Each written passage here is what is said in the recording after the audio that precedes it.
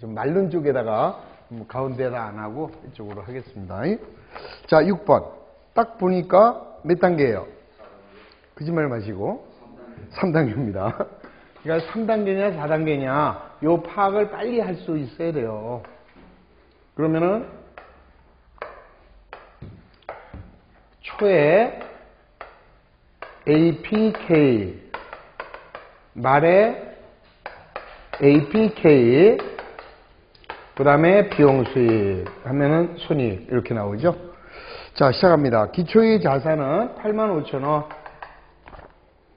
기말의 자산은 72,000원, 기말의 부채는 3만원, 총 수익은 6만원, 총 비용은 68,000원.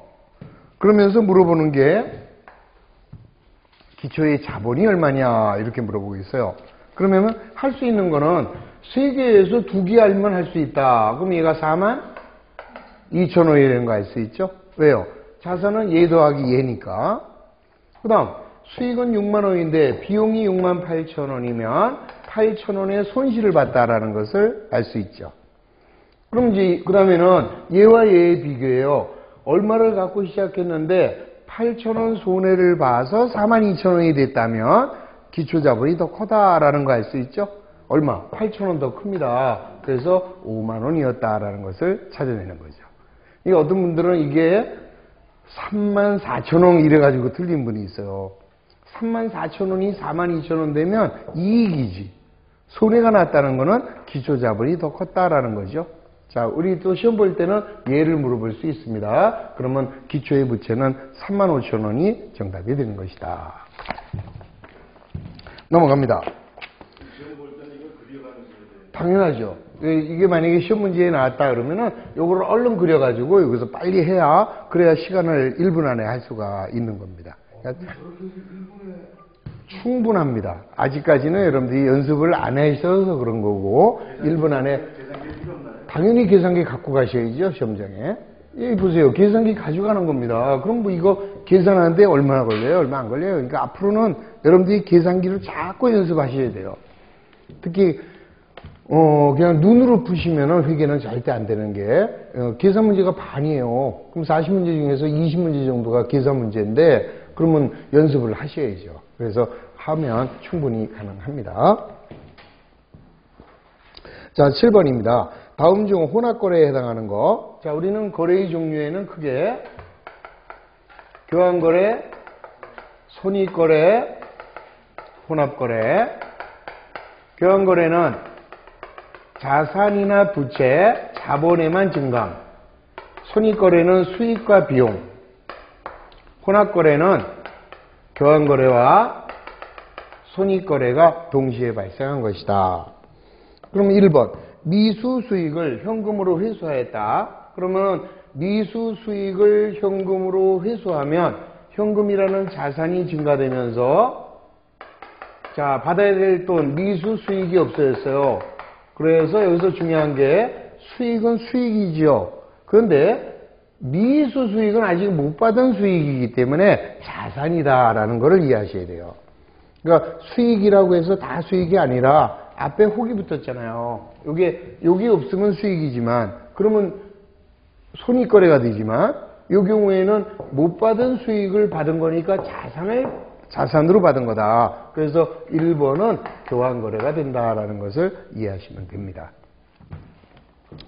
2번 외상매출금을 어음으로 회수하였다. 그러면 내가 받아야 할 외상매출금은 없어지죠. 자산이. 그러면서 어음으로 받았으니까 받으러옴이라는 자산이 증가됐다. 따라서 자산이니까 교환거래라는 걸 알 수 있다. 자, 3번 매입상품의 애누리 그랬습니다. 자, 매입상품을 애누리했다. 이것도 잘 볼까요? 상품을 100원을 외상으로 매입을 했어요. 그러면 상품이라는 자산이 늘어나고 외상매입금이라는 부채가 증가됐습니다. 그러면 교환거래죠. 근데 애누리했다라는 말은 뭐예요? 깎았다라는 거예요. 그러면 상품을 10원 깎으면 상품을 90원에 산 거라고 100원에 산 게 아니라 그러면 우리는 이미 이걸 지울 수가 없습니다. 그럼 어떻게 해야 돼요? 이거를 차별에 쓴 거를 대변에다가 이렇게 10원을 줄여주는 거죠. 그러면 상품을 90원에 사게 된다. 이 소리입니다. 그 다음에 갚아야 될 돈이 100원인데 10원 깎았잖아요. 깎았으니까 깎은 만큼 부채도 없어지죠. 그래서 의상매입금이 10원 이렇게 죽어버리니까 부채가 감소되면서 자산이 감소되었다. 따라서 3번도 교환거래가 된다. 이 소리입니다. 4번 대손충당금을 설정하였다 그랬습니다. 그러면 대손충당금을 설정했다. 이건 지금 아직 안 배운 건데요. 이 대손충당금이라는 건 이런 얘기예요. 내가 상품을 100원을 외상으로 팔았습니다. 외상으로 팔으면 그러면 내가 받을 돈이 얼마 있어요? 100원 있잖아요. 근데 우리 회사가 알아본 정보에 의하면 저 중에서 10원은 못 받을 것 같다. 이런 예상을 할 수 있어요. 그러면은 보세요. 회계는 자기가 받을 돈, 자산이 얼마 있고 부채가 얼마 있고 자본이 얼마 있다라는 거를 측정하는 게 회계인데 내가 받을 돈이 100원이 있다? 우리끼리 얘기해요. 저 중에서 10원은 못 받을 것 같아요. 그러면 어떻게 돼? 내가 받을 수 있는 거는 90원밖에 없잖아요. 그래서 90원밖에 없으니까 90원이라고 써야지. 저걸 100원이라고 하면 뻥치는 거잖아요. 정보 이용자한테 우리가 받을 돈 100원 있다. 왜 뻥쳐? 너가 받을 돈은 90원밖에 없잖니? 이제 이렇게 될 거 아닙니까? 이제 이런 거는 이제 11월 달에 배워갈 거예요, 이제. 그래서 이런 경우에는 내가 이 중에서 10원을 못 받을 것 같다라는 생각이 들면 미리 못 받는 만큼 대손상각비라는 비용을 미리 떨어버리는 거예요. 못 받는다 하고 비용으로 떨어버리는 만큼 만들어주는 게 이게 이제 대손충당금이에요. 대손충당금인데 아직 안 배웠잖아요. 결국은 대손충당금이 있으면 받을 돈은 없어집니다. 이게. 그러니까 결국은 대손충당금을 만들었다는 것은 내가 받아야 할 외상매출금이 없어졌다라는 그런 개념이 되는 거죠. 그래서 이거는 비용이 발생하면서 자산이 줄어버렸기 때문에 이 경우에는 손익거래가 되는 것이다. 그 다음에 항상 제가 다시 한번 부탁을 드리는 거는요.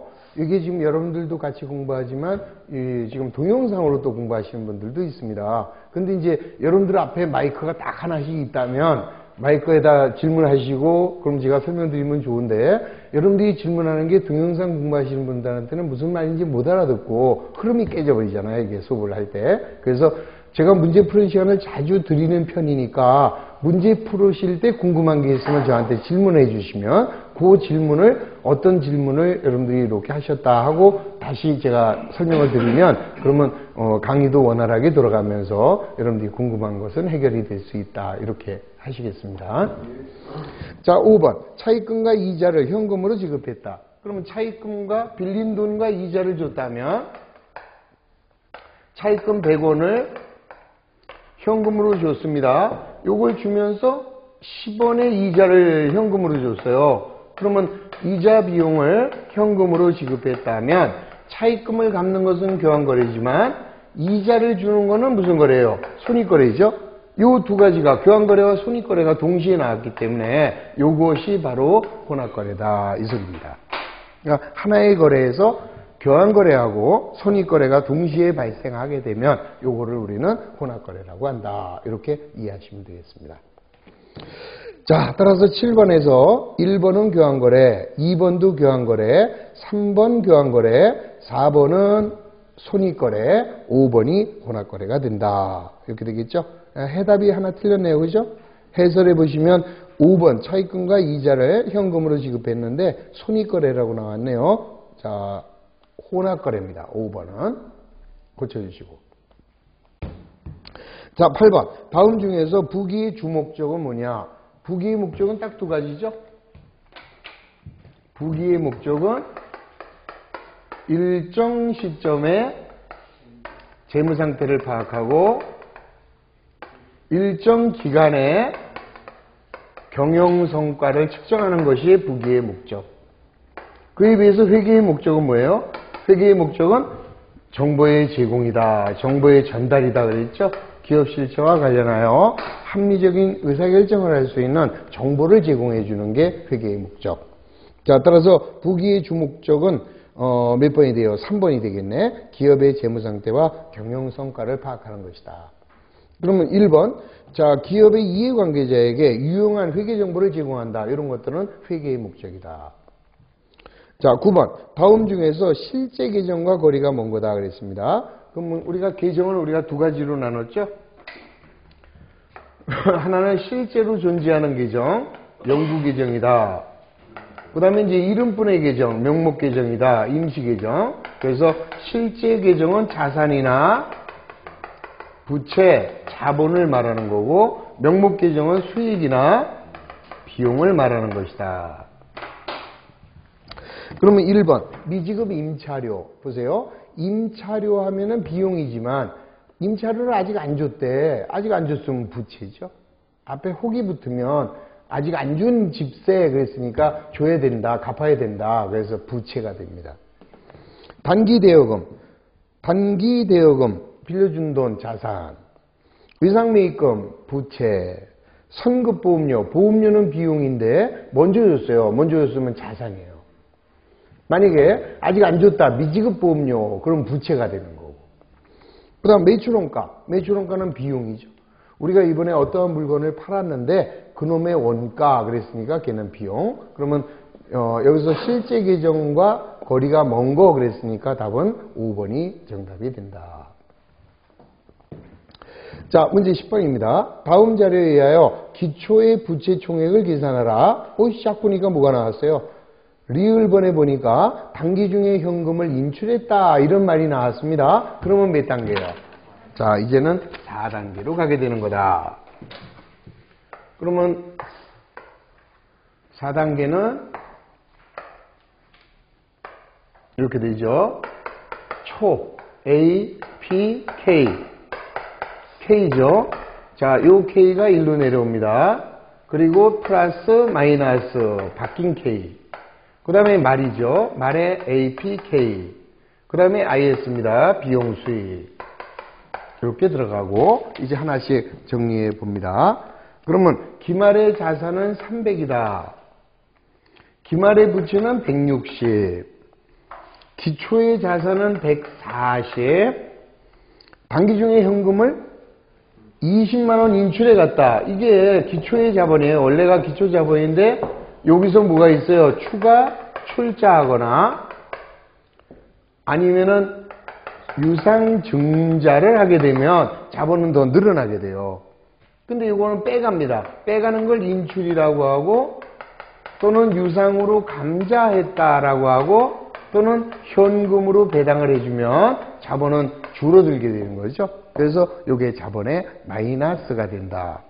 그럼 여기서는 현금을 20만원 인출했으니까 여기다가 20 이렇게 써줍니다. 그 다음에 단기의 수익은 600이에요. 여기에 단기의 비용은 560. 이제 써줄 거 써줬습니다. 그럼 이제 할 수 있는 거 먼저 하는 거예요. 300에서 160. 그럼 140이네요. 600에서 560. 그러면 40만원이 이익이다라는 거 알 수 있죠? 40만원의 단기 순이익이 나왔어요. 근데 얘가 140이 됐네? 그럼 처음에 얼마 갖고 한 거예요? 처음에 얼마 갖고 했는데 40만원을 벌어서 140이 됐으니까 처음에 얼마 갖고 한 거다? 100만원 가지고 한 거죠. 100만원 가지고. 근데 중요한 거는 100만원이 여기가 아니다 이 말이에요. 고쳐진 자본. 요게 100이 되는 거지 이게.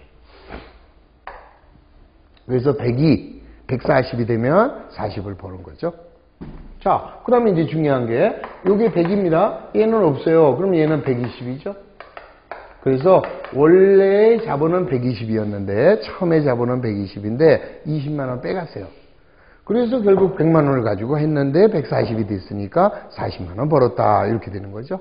자, 물어보는 건 요걸 물어봤습니다. 그러면 20. 그래서 물어보는 기초의 부채는 얼마냐 하면은 20만원이 나오게 된다 이 소리죠. 그러니까 이런 4단계가 자연스럽게 될 수 있도록 어떻게 해야 돼요? 많이 풀면 돼요. 틀리고 풀어보고 아 이렇게 되는구나 하고 고치고 이런 과정을 거치시면 되겠습니다. 아셨죠? 자, 좋습니다. 그러면 11번부터 이번에는 20번까지 또 10문제를 푸실 시간 10분 드리겠습니다. 자, 푸시고 질문하시고. 자, 11번부터 들어가겠습니다. 자, 다음 중에서 회계의 정확성과 관련하여 한계가 있는 거, 이 정확하냐 안 하냐 이런 문제예요. 자, 1번 감가상각비 그랬습니다. 감가상각비라는 건 뭐냐 하면은, 자, 내가 이제 자동차를 하나 샀어요. 우리 자동차 택시 회사에서 자동차를 1,000만 원에 구입을 했습니다. 그러면 이 자동차는 몇 년 써요? 쓰고 싶은 만큼 쓰는 거예요? 그러니까 보통 이제 영업용 택시 회사에서는 보통 이제 한 4년 정도 쓰면은 이 폐차시키게 되잖아요. 위험하기 때문에. 그러면 내가 1,000만 원에 자동차를 샀는데 1년이 지나면 그만큼 값어치가 떨어지잖아요. 1년에 얼마 값어치 떨어져요? 4년 쓴다면 250. 뻥치지 말아요. 아, 어떻게 250이 떨어져?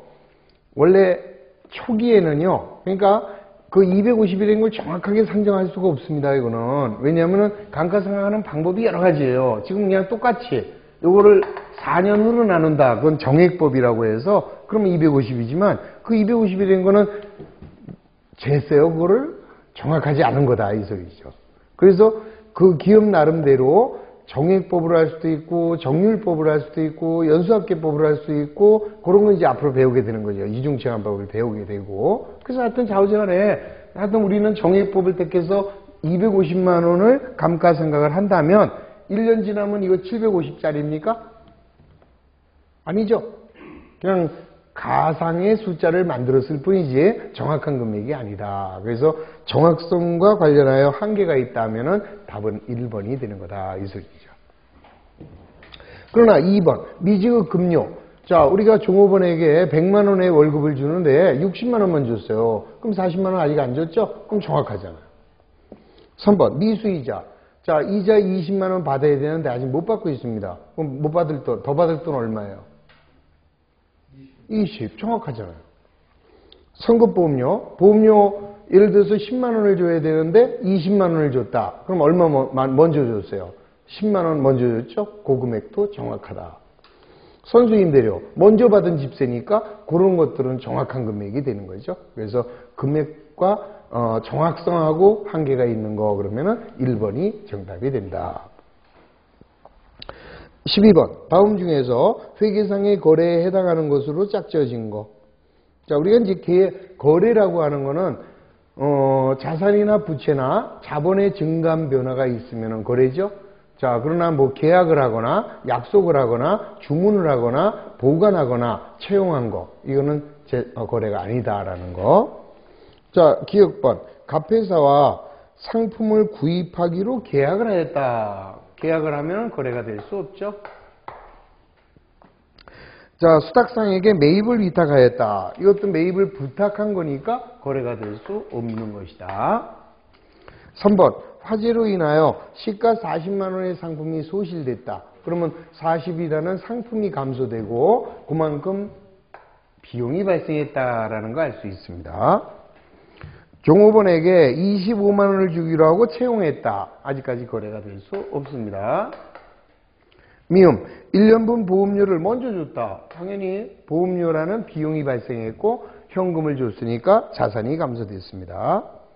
비읍번. 50만 원의 채무를 면제받았다. 그러면 이것도 역시 갚아야 될 빚이 없어졌어요. 부채가 감소됐고 갚아야 될 돈을 안 갚아도 되니까 수익이 발생했다라는 것을 알 수 있습니다.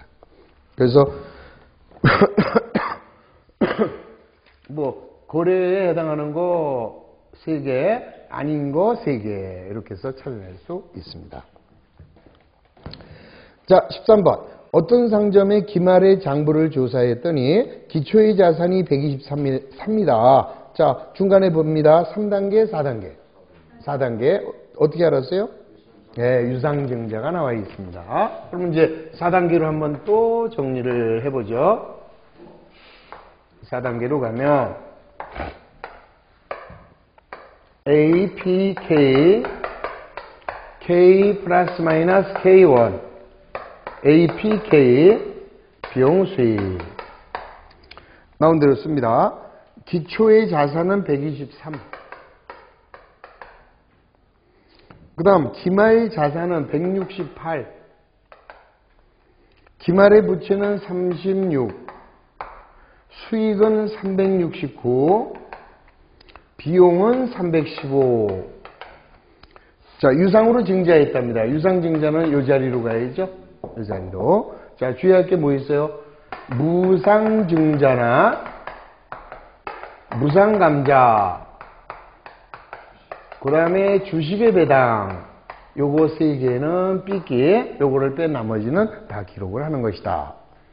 그럼 이제 할 수 있는 게 얘가 되겠네요. 132만원 이렇게 되어 있고, 그 다음에 여기서 요거니까 54만원이 순이익이라는 거 알 수 있죠? 그러면 132만원이 됐어요. 기말의 자본이. 근데 54만원을 벌었어. 그러면 78만원을 가지고 영업을 했다라는 걸 알 수 있는 거죠. 78을 갖고 있는데 132가 되면 번 돈은 얼마가 돼요? 50? 뭐 잘못됐나? 132, 78 맞죠? 54만원 이렇게 되는 거죠. 그러면 여기서는 빼간 거 없습니다. 빼간 거 없고 12만원이니까 원래는 66만원을 갖고 했죠. 66만원인데 12만원을 더 투자해서 78만원 갖고 한 거다라는 걸 알 수 있습니다. 그러면 요 66만원이 여기로 올라가면 자 빼면 되죠. 57만원이 기초의 부채였다 이렇게 되는 거죠. 그러니까 다시 한번 말씀드립니다만은 오늘 계산기 안 갖고 오신 분들은 이제 다음 주부터는 계산기를 꼭 지참하셔야 돼요. 아까 제가 먼저 첫 시간에 말씀드렸습니다만은 이제 다음 주부터는 조금 이제 어려운 것이 이제 들어가기 때문에 계산기는 반드시 지참을 하시고 계산하는 게 많이 나올 거예요. 다음 주부터는 그렇게 좀 해주시기 바랍니다.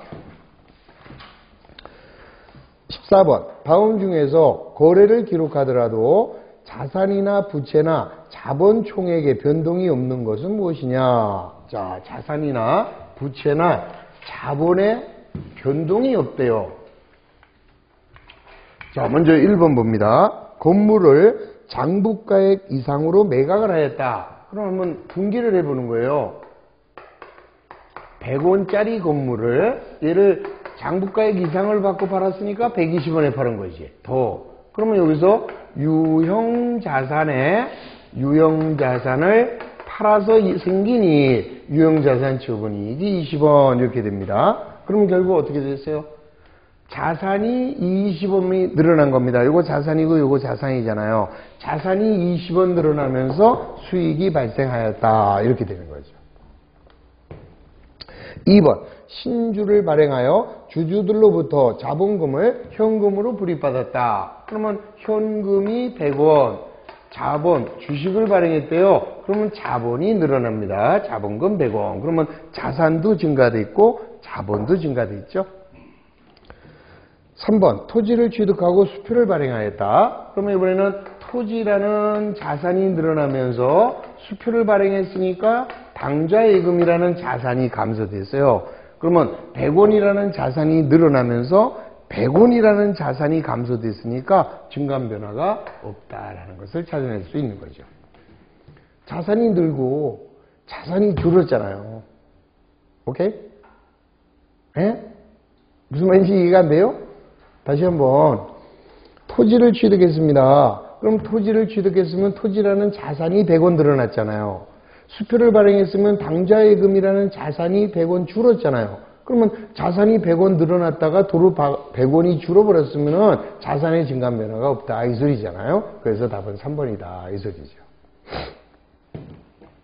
4번 배당금을 현금으로 지급하였다. 그러면 현금을 100원 그 다음 배당금을 지급을 했습니다. 그러면은 그동안 쌓아두었던 자본금이 줄어드는 거예요. 그럼 자본이 줄면서 자산이 줄었다 이 소리죠. 이거는 이제 아직 안 배운 건데요. 자본을 배우게 되면 이해할 수 있습니다. 그러니까 배당이 되는 거는 회사가 번 돈을 주주들에게 논아주는 게 이제 배당이잖아요. 그러면 번 돈이 자본이 늘어났는데 그걸 주주한테 줬으니까 자본 줄면서 자산이 준다 이 소리죠. 5번 자기 주식을 현금으로 매입하였다. 그러면 자기 주식을 매입했으니까 자기 주식이라는 자산이 늘어나면서 자산이 아니에요. 자기 주식은 자본이 줄어드는 겁니다. 그 다음에 현금이 100원, 자산이 줄었죠? 그래서 요거는 자기 주식이라는 자본이 줄면서 현금이라는 자산이 줄었다. 그래서 요것도 5번 같은 건 지금 모르셔도 돼요. 그냥 아직 자본회계를 안 배웠기 때문에 조금 어려운 문제에 해당이 됩니다.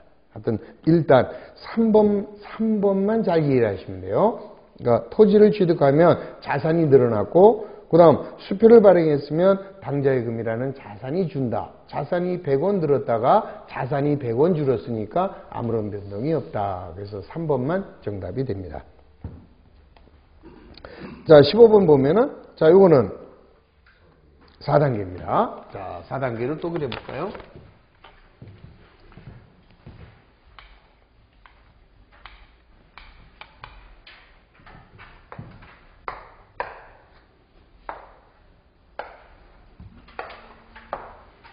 APK 플러스 마이너스 K1 APK 비용과 수익 씁니다.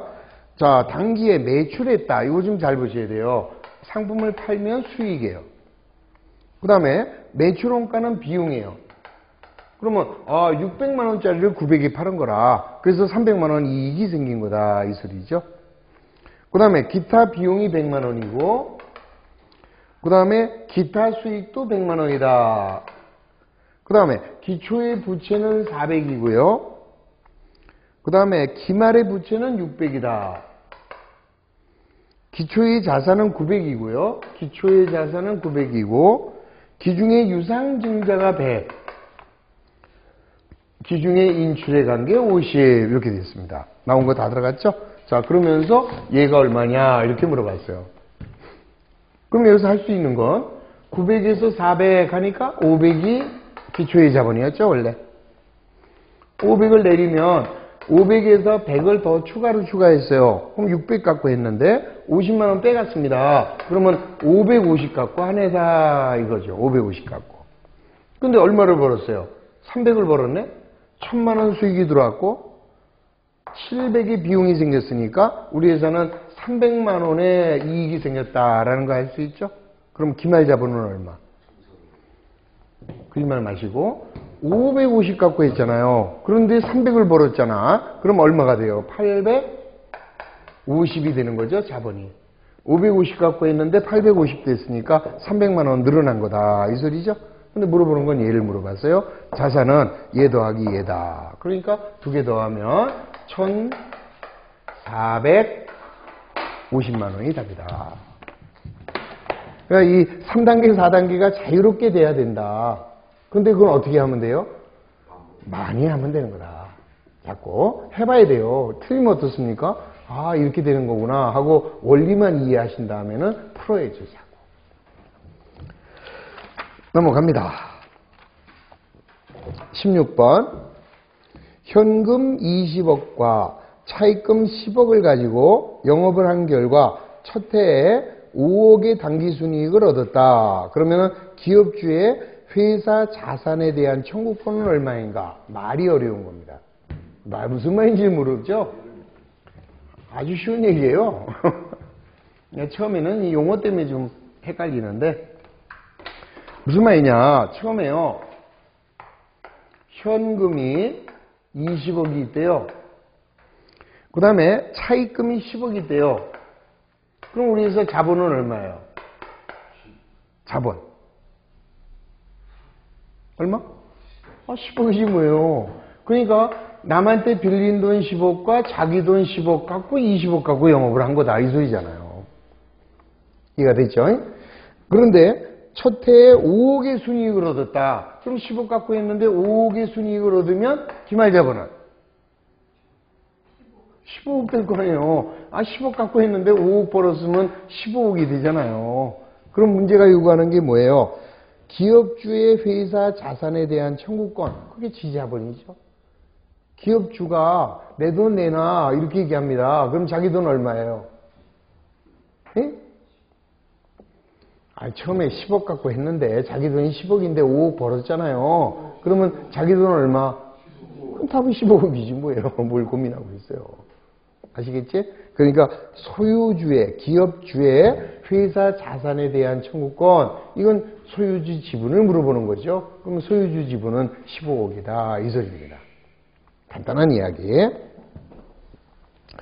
17번. 자, 다음 중 부기상의 거래에 해당하지 않는 것만 나열한 거. 1번. 비품을 구입하는 계약을 체결하고 계약금을 지급하였다. 거래입니다. 상품이 운송 도중에 파손되다. 거래. 사무실의 점포를 10만 원의 조건으로 계약하다. X. 거래가 아닙니다. 그 다음 창고의 화재로 보유하고 있던 자산이 소실되었다. 거래. 현금을 3만 원 종업원이 분실했다. 거래. 신문에 광고를 내고 광고비는 나중에 주기로 했다.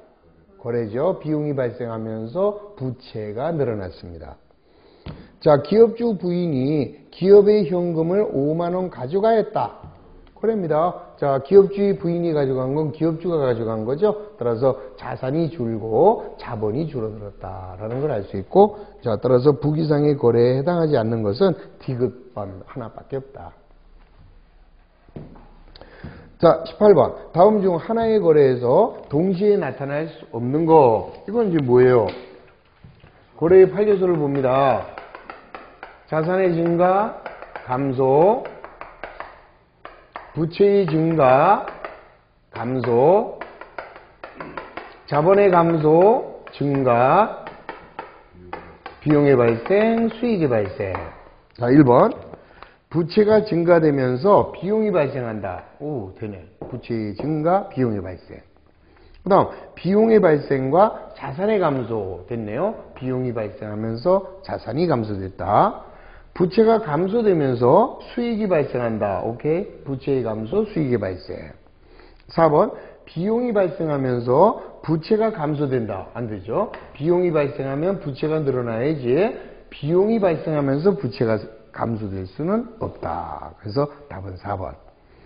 그 다음 자산의 감소와 부채의 감소. 됐네. 부채가 줄면서 자산이 감소된다. 그러니까 언제나 거래의 판례서에서는 서로 마주 볼 수 있으면 거래가 성립이 된다라는 거 이해하시면 되겠습니다.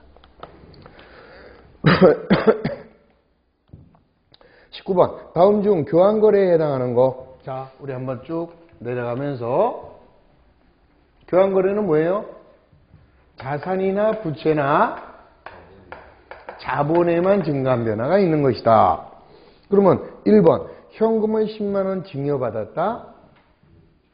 손익거래예요. 보세요. 현금이 10만 원 공짜로 증여를 받았어요. 그러면 자산 수중이익이라는 이건 수익이 발생하죠.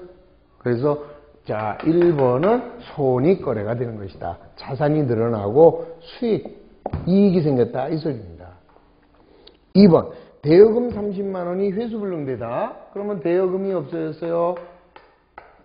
자, 이렇게 못 받게 된 것을 대손 상각비라는 비용이 발생한 거죠. 그래서 2번도 손익거래 이렇게 됩니다.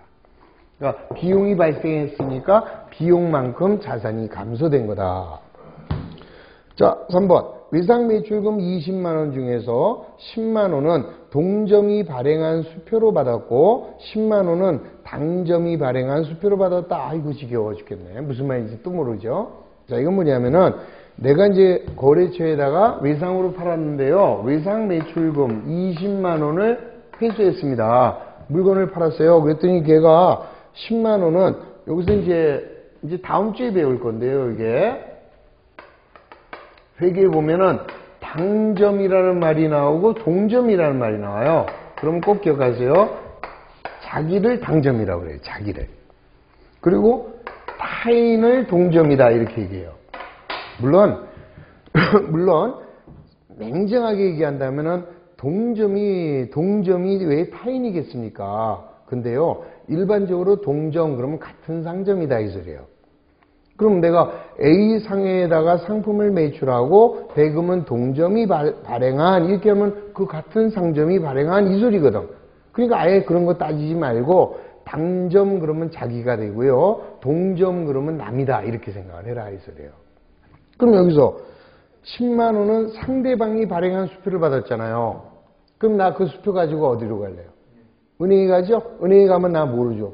현금으로 줍니다. 그래서 바로 자, 차변에는 현금이 10만 원 이렇게 되는 거예요.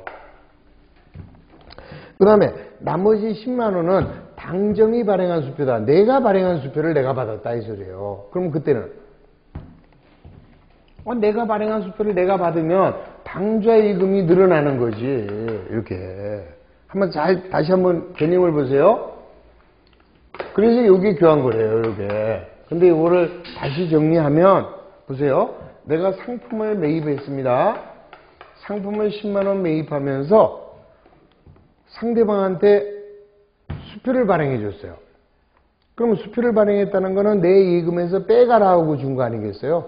그러니까 뭐가 줄어버려요?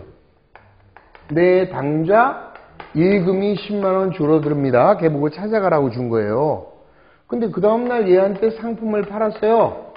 야, 너 잘됐다. 너 어제 나한테 준 수표 들어가지고 가. 이랬거든요. 그러면 내가 발행한 수표는 걔가 찾아갈 걸로 생각해서 당좌 예금을 줄였는데 내가 발행한 수표를 나한테 도로 줬다는 거는 걔는 안 찾아갔다는 소리 아니에요. 그러니까 예금이 줄은 거야, 안 줄은 거야? 안 줄었어요. 그러니까 도로 여기다가 당좌 예금을 이렇게 늘려주면 돼요. 이 소리예요. 그러니까 타인이 발행한 수표를 내가 받을 땐 현금이고 내가 발행한 수표를 내가 도로 받으면 이때는 당좌 예금이 된다라는 거를 이해하셔라 이 소리죠. 이해됐습니까? 자, 따라서 3번이 자산이니까 교환거래가 된다 이 소리입니다.